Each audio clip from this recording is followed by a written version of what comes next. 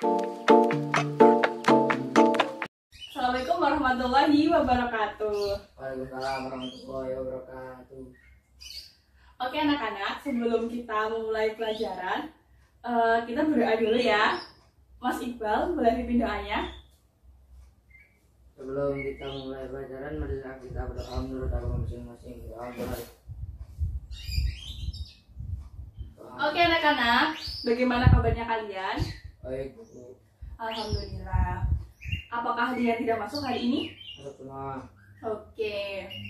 Pada pertemuan minggu ini, sebelum Ibu akan membahas materi yang baru, Ibu akan mereview materi minggu lalu ya. Minggu lalu kita sudah belajar tentang fluida. Fluida itu ada berapa macam, Mas Iqbal? Ada 2. Betul, fluida itu ada 2 macam.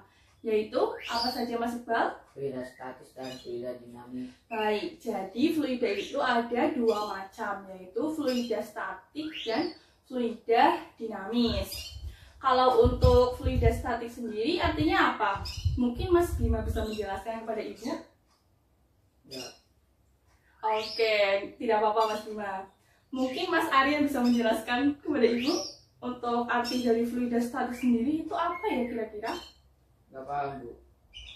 Oke, tidak apa-apa ya, mungkin sudah lupa. Jadi fluida statik itu artinya fluida yang diam, sedangkan fluida dinamis artinya fluida yang bergerak. Pada pertemuan hari ini kita akan membahas fluida statik. Ibu akan menunjukkan gambar kepada kalian. Jadi Ibu sudah menunjukkan gambar sepatu bola, pisau, dan gambar tas ya. Sekarang Ibu mau tanya, mengapa di bagian bawah sepatu bola itu ada poolnya? Mas Arya tahu nggak kenapa? Ya, karena kalau nggak ada poolnya ya licin, Bu. Oke, Mas Bima mungkin mau menambahkan jawaban Mas Arya. Kenapa? Ya, jika nggak ada poolnya ya namanya bukan bola. Oke, tidak apa-apa. Lalu untuk gambar yang kedua, kira-kira Mas Arya tahu nggak kenapa ya pisau itu bisa memotong sayuran? Kenapa? Ya, karena tajam. Nah, kira-kira itu tajamnya karena apa? Biasa. Oke, untuk gambar yang ketiga itu kan ada gambar tas, tapi yang Ibu soroti itu bukan gambar tasnya, melainkan besar selempangnya. Kalau Mas Bima sendiri nih, lebih nyaman dipakai kalau selempangnya besar seperti gambar A atau yang selempangnya kecil seperti gambar B? Kira-kira lebih nyaman yang mana? Yang besar. Kenapa tuh? Ya, karena nggak sakit gitu. Baik. Nah, ketiga gambar tadi itu ada hubungannya dengan bab yang akan kita bahas, yaitu tekanan. Jadi, tekanan adalah gaya normal atau gaya tegak lurus yang bekerja pada suatu bidang dibagi dengan luasnya bidang tersebut. Nah, untuk rumus tekanan sendiri yaitu P sama dengan F dibagi A. P di sini yaitu tekanan. Satuan tekanan adalah Pascal. Sedangkan F di sini yaitu gaya. Satuannya yaitu Newton dan A sendiri yaitu luasan bidang, satuannya meter persegi. Oke. Jadi tekanan ini ada hubungannya dengan ketiga gambar yang tadi Ibu tunjukkan. Gambar yang pertama yaitu gambar sepatu bola yang di bawahnya ada poolnya. Pool tersebut berfungsi untuk menahan si pemain bola agar tidak terjatuh. Benar seperti tadi jawabannya ya. Jadi pool tersebut itu mempunyai luas yang kecil sehingga memberi tekanan yang besar. Nah, tekanan itu yang mencengkram tanah sehingga pemain sepak bola itu tidak terjatuh. Lalu untuk gambar yang kedua, kenapa tas dengan selempang yang besar itu tidak sakit saat dipakai? Karena luas selempangnya itu kan besar, jadi memberi tekanan yang kecil pada tubuh sehingga ketika dipakai tidak akan terasa sakit.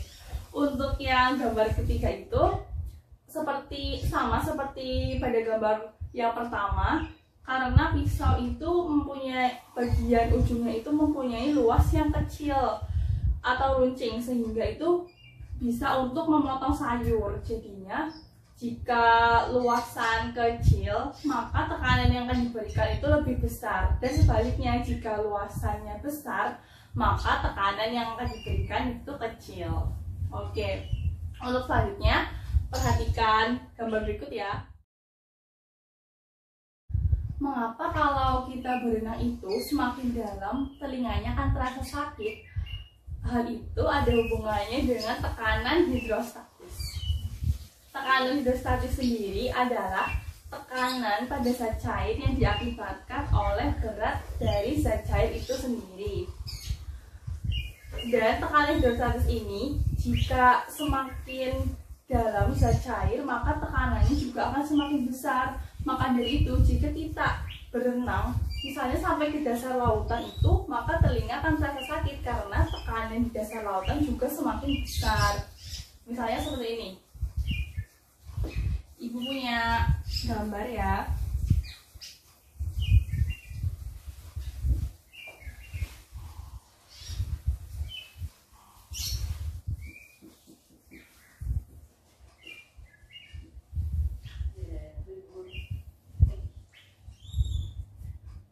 Di sini ada A, di sini ada B, dan di sini ada C.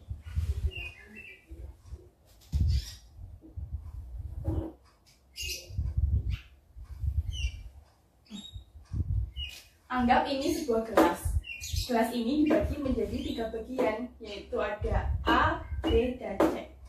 Tekanan di C atau di dasar gelas ini maka adalah tekanan yang paling besar dibandingkan pada bagian B dan pada bagian A, karena semakin dalam suatu zat cair maka tekanannya juga akan semakin. Misalnya ibu mempunyai gambar sebuah kubus seperti ini.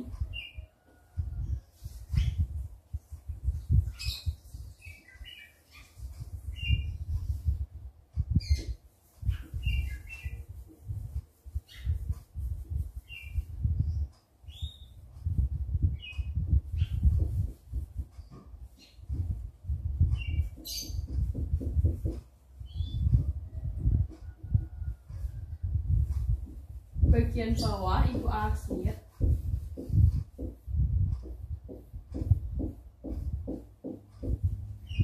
lalu bagian ini ibu namai P, bagian lebarnya ibu namakan L, dan tingginya H. Nah, misalnya kubus ini itu berada di dalam zat cair pada ketinggian H ya, dari sini sampai sini. Yang pertama kita cari yaitu luas bagian yang diarsir ini, yaitu panjang kali lebar, sehingga ditulis P dikali L. Lalu kita cari volume dari benda ini. Volume, kira-kira rumus volume dari benda ini apa ya? Berarti kan panjang kali lebar kali tinggi, berarti panjang kali lebar kali tinggi, tingginya H. Jadi P kali L kali H. Oke. Setelah luas sudah ditemukan, volume juga sudah ditemukan, kita cari massa. Massa dari benda tersebut. Rumus massa kira-kira apa ya? Mas Bima tahu nggak rumus massa itu apa? Nggak tahu. Oke, tidak lupa. Mungkin sudah lupa ya.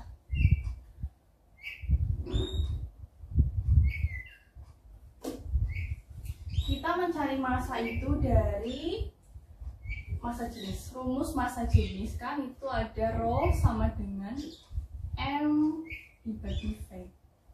Jadi, kalau kita mencari massa, maka rumusnya sama dengan rho dikali volume. Oke. Lalu kita tulis massa tadi kan Rho dikali volume.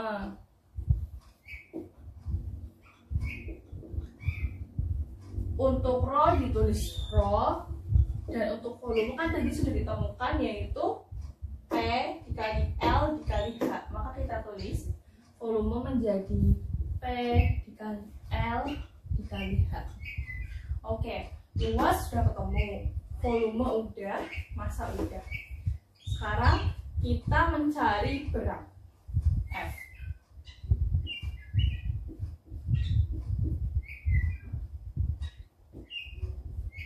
Berat dari benda ini di dalam air.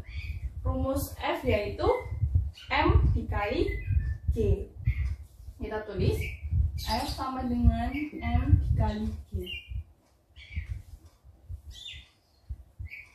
Tadi M rumusnya apa? Rho dikali P dikali L H. Kita tulis dulu ya. Jadi M itu diganti Rho dikali P dikali L dikali H dikali G. Oke, setelah semuanya ketemu, sekarang kita mencari rumus tekanan hidrostatis. Langkah yang pertama dilakukan yaitu mencari rumus tekanan. Rumus tekanan tadi P sama dengan F dibagi A. Oke. Rumus tekanan yaitu P sama dengan F dibagi A. F sendiri kan tadi sudah ketemu, hasilnya ini. Lalu kita masukkan ke persamaan yang di sebelah sini. Sehingga F sama dengan Rho dikali P dikali L dikali H dikali G dibagi untuk luasnya sendiri yaitu tadi ada panjang kali lebar. Jadi dipindahkan ke sini P dikali L. Lalu kita coret variabel yang sama yaitu P dan L. Sehingga tersisa variabel Rho, H, dan G.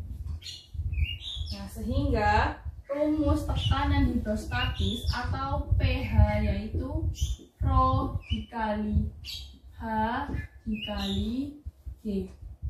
Dengan Rho sendiri yaitu massa jenis, H yaitu ketinggian, dan G adalah gravitasi. Anak-anak, dari tadi kita sudah membahas tentang pengertian tekanan, rumus tekanan.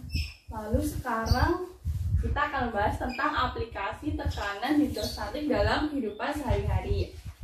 Nah, aplikasi tekanan hidrostatik dalam kehidupan sehari-hari diantaranya yang tadi itu ada saat kita berenang.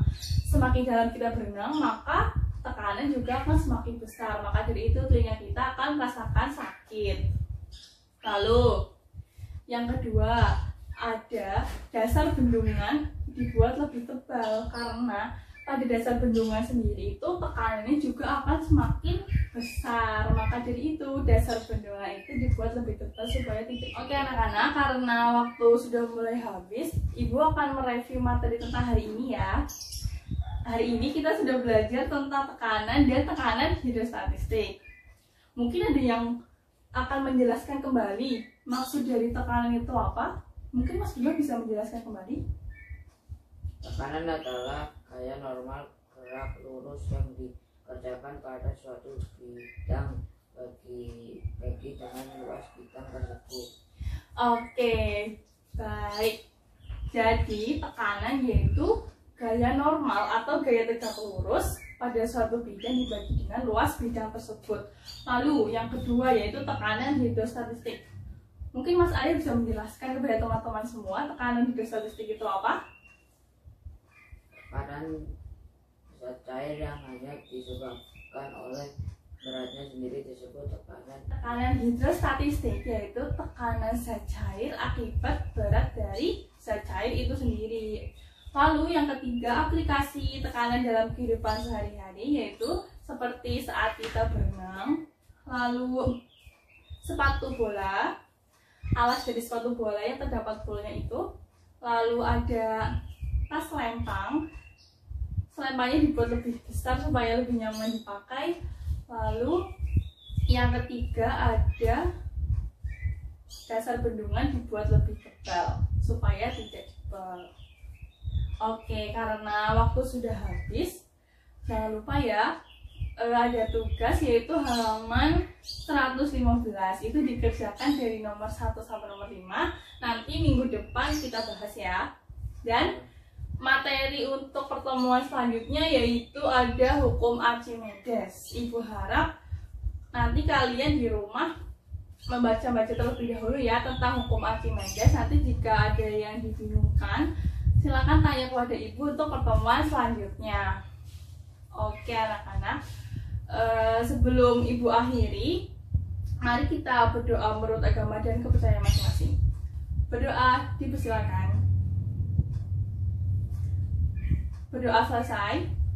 Oke, terima kasih untuk hari ini. Apabila ada kesalahan, ibu mohon maaf. Wassalamualaikum warahmatullahi wabarakatuh.